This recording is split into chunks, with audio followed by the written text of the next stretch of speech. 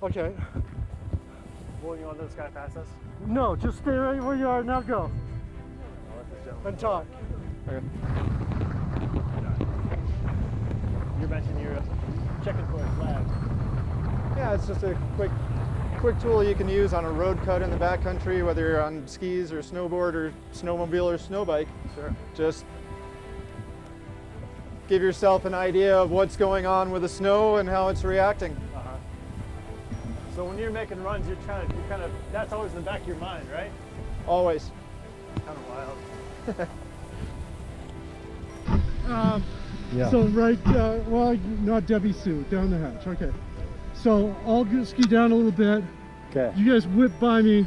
Okay. And stop after 100 feet or something. Okay. Just so I can get the procession shot. All right. And then I'll meet you guys. We can talk or Sure. mix it up a little. Yeah, we'll do a quick interview like a little bit down there. Okay. Hold on. Tom, is this a busy time for you for ski season? Yes, it is. How many people a day come here, would you say? Well, that varies pretty dramatically. Over the weekend, we had over 5,000 people. Wow. Oh boy.